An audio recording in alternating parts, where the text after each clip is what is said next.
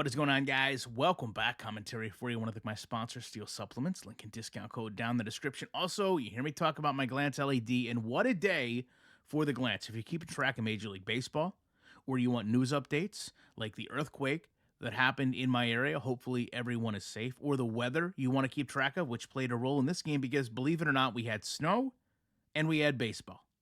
And it was a cold game, of course, but the pitching really took a while to get heated up. Grayson Rodriguez starts off a little bit slow, gives up a walk, a base hit before he gets his first strikeout.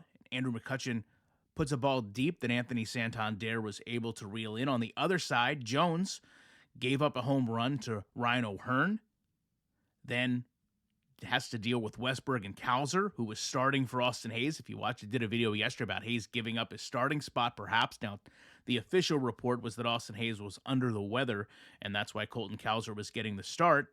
But Colton Cowser outplayed, in my opinion, Austin Hayes, who later came in as a DH and probably didn't look too good striking out with the opportunity he had. The second inning brought on the first of the snowstorms, as well as Gunnar Henderson adding to it by putting a home run out and building a 2-0 lead. We also had a really interesting call in this game where the third base umpire called a Pirate out. There was then kind of a little meeting of all the umpires when Brandon Hyde would exit the dugout to go add his thoughts to that conversation. They essentially said they were going to overturn the call on the field. And because they had done this for so long, the clock for Baltimore to challenge had ran out.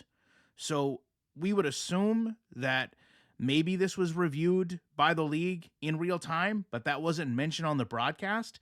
If not, a little bit odd to me that an official kind of having a communication with another official would be able to kind of take the time away that the Orioles would be able to challenge. I know some people will say, well, if they were going to challenge, they just should have challenged. But what were they going to challenge initially? Certainly not that the player was out. They would only challenge that he was safe. The initial call, what they were going on, is that the player was out. They would have had no need to challenge it unless it was overturned. So really odd situation. This game actually, in addition to the snow, had some odd things.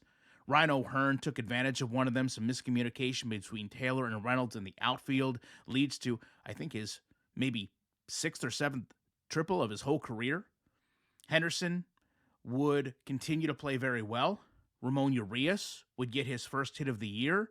As I said, Austin Hayes gets the call to pinch hit and doesn't do very well. Adley would get on base, brought in Ramon Urias, and then we have a 4-1 game.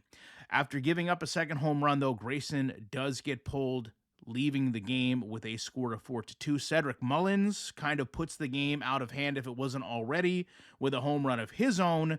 And then Danny Coulombe, Yanir Cano, and Craig Kimbrell all close out the game, not allowing a single hit, combining for 5 strikeouts as the snow and rain kind of continue to fall. Interestingly enough, in this game, both the new Orioles owner and the Pirates owners were kind of shown out in the stands in a weather game, not in a luxury box, but rather just out sitting about like a traditional fan would, kind of by their own, because this game really wasn't all that packed despite it being Pittsburgh's season opener. I can't blame them very much. The Orioles have had some pretty low turnouts so far this year based on the poor weather, but overall, very good looking outing.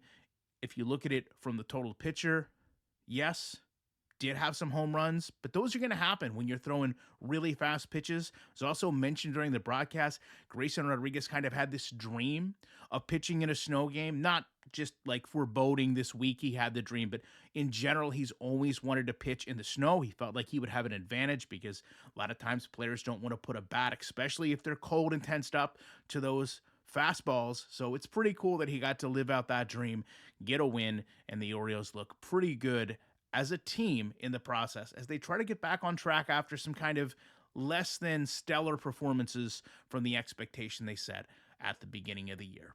Love to know your thoughts on this. Appreciate you watching it. I will be back as soon as I can with more commentary.